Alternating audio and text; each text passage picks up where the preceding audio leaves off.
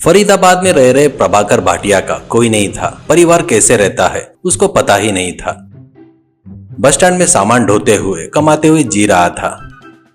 इसी बीच में कैसे तो भी थोड़ा पैसे जमा करके वड़ा पाव बनाकर थाली में रखकर गली गली घूमते हुए बेचना शुरू करता है।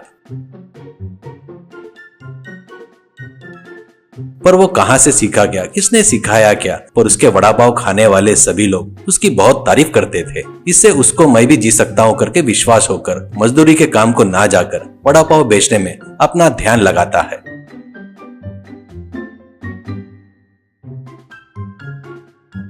पैसे आ रहे थे इसलिए बस्ती में एक छोटा सा रूम किराए पर लेता है। उसका धंधा जैसे जैसे बढ़ता है वैसे वैसे कुछ एरिया में कुछ लोग उसके परमानेंट कस्टमर हो गए थे। एक दिन एक घर के आगे वड़ा पाव करके चिल्लाते हुए जा रहा था। तभी घर में से बाहर आ रहे कार में एक औरत ड्राइविंग कर रहे अपने पति से, अरे सुनो, वड़ा पाव बोले तो मुझे बहुत पसंद है जी, कोर्ट जाने के लिए भी और समय है ना, ऐसा कहती है। तो पति कार रोककर एक वड़ा पाव तो दे दे, ऐसा कहता है। प्रभाकर देता है तो औरत, अरे वाह कितने साल हो गए वड़ा पाव खाए, कहकर थोड़ा सा खाकर, अरे वाह क्या टेस्टी है, मैं जन्म कर बड़ी हुई हमारे मुंबई में भी किसी दिन इतना टेस्टी वड़ा पाव नहीं खाया मैंने, ऐसा कहती है। तो पति, तुम्हारे मुंबई की बड़ाई बताना और सुनना अब तक 1 लाख बार हो गया है, कहकर वो भी वड़ा पाव खाकर, अरे सच में बहुत जबरदस्त है टेस्ट इसका, कहकर ये माँ को भी खिलाना चाहिए करके अंदर वरांडे में कुर्सी पर बैठी एक बुढ़िया को दिखाकर, अंदर जाकर उनको भी एक वड़ा पाव दे दो, कहकर प्रभाकर को पैसे देते हुए कार स्टार्ट करके चले गए।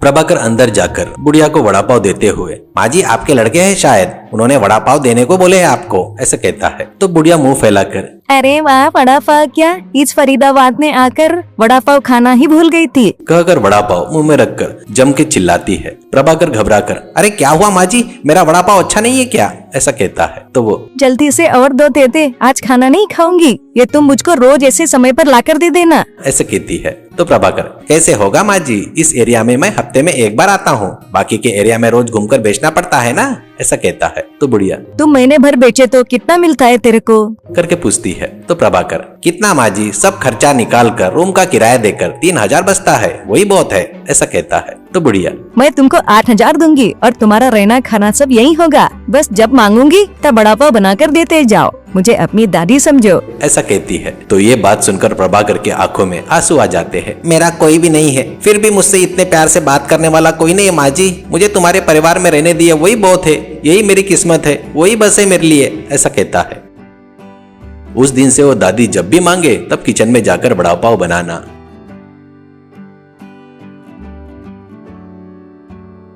उसे उसका लड़का और बहू बड़े पसंद से खाना चल रहा था। एक दिन दोनों पति पत्नी किसी काम से जाते हुए प्रभाकर से, प्रभाकर ध्यान रखना, अच्छे से देखना प्रभाकर, हम लोग 1 हफ्ते में आ जाएंगे, ऐसे कहते हैं। तो प्रभाकर, ठीक है सर, ऐसा कहता है। प्रभाकर इससे पहले परमानेंट घरों में जाकर रोज वड़ा पाव देता था, पर इस बीच में ना देने से प्रभाकर उनके यहाँ जाकर कहता है, मैं एक जन के यहाँ काम कर रहा हूँ, अब तुम्हारे घर में आकर वड़ा पाव देना नहीं होगा, करके बताता है उनको। तो जिनको नंबर दिया था वो लोग कभी कभी फोन करते हुए प्रभाकर से, तुम्हारा वड़ा पाव नहीं खा रहे तो मुंह का स्वाद भी नहीं आ रहा है रे, ऐसे कहते हैं। तो प्रभाकर को दया आकर बुढ़िया से परमिशन लेकर सिर्फ हर रविवार को वड़ा पाव तैयार करके उनके घरों में जाकर देते रहता है। उस दिन रविवार था। प्रभाकर वड़ा पाव थाली में रखकर घर से बाहर जा रहा था। गेट के बाहर खड़े होकर घर के तरफ देखते हुए 2 व्यक्ति देखते रहते हैं। तो प्रभाकर, कौन हो जी आप लोग, आपको किससे मिलना है, ऐसा पूछता है। तो वो, हम एक एड्रेस ढूंढ रहे हैं, ये मदन मोहन जी का घर है क्या, करके पूछते हैं। तो प्रभाकर, नहीं जी, ये तो चंदूलाल का घर है, वो भी अभी नहीं है, दिल्ली गए हैं, दादी है घर पर, कहकर जा रहा था। उन दोनों में से एक व्यक्ति दूसरे को आंख मारते हुए, आज रात में ही, ऐसा कह रहा था। तो प्रभाकर उनके तरफ ध्यान नहीं देकर बाहर चला गया। सभी वड़ा पाव देते हुए पुलिस स्टेशन में जाता है। वहां पर एसआई को भी वड़ा पाव बोले तो बहुत पसंद था। वो सीधे अंदर जाकर एसआई को वड़ा पाव देता है। तो वो तुरंत अपने मुंह में डालकर, थैंक यू प्रभाकर, ऐसे कह रहा था। तो प्रभाकर एसआई के पीछे दीवार पर गुनहगारों की फोटो देखता है। तुरंत घर के आगे देखते हुए का चेहरा याद आता है। वो दोनों आंख मारना भी याद आता है। वो, अरे दादी जी अकेली है, वो दोनों चोर है, करके जल्दी जल्दी घर चले गया। और अगर सो गया तो रात में कब के आकर घर में लूट कर जाएंगे, करके फटाफट खुशबूदार वड़ा पाव बनाकर हॉल के टेबल पर रखता है।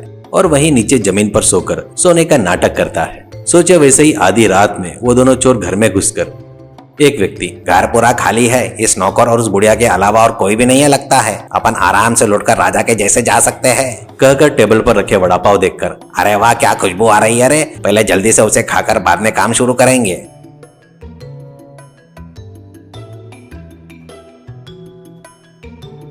कहकर जमकर पेट भरकर वड़ा पाव खाकर धम्म से नीचे गिर जाते हैं। तुरंत प्रभाकर एसआई को फोन करके सब बताता है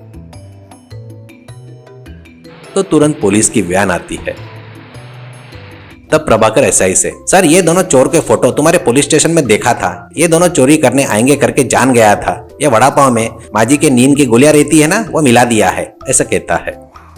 पुलिस वाले उन दोनों को घसीट कर ले गए और एसआई प्रभाकर का कंधा थपथपाकर, ये दोनों चोर मोस्ट वांटेड लिस्ट में है, उतना ही नहीं इनको पकड़ने वाले को ₹1,00,000 का इनाम भी रखा है और वो तुझे ही मिलेगा करके बोलता है। अगले दिन दादी को ₹1,00,000 दिखाता है। इन पैसों से एक छोटा सा वड़ा पाव की दुकान लगाकर सेटल होकर शादी करके सुखी और खुश रहना करके कहती है। तो प्रभाकर दादी के पैरों को नमस्कार करता है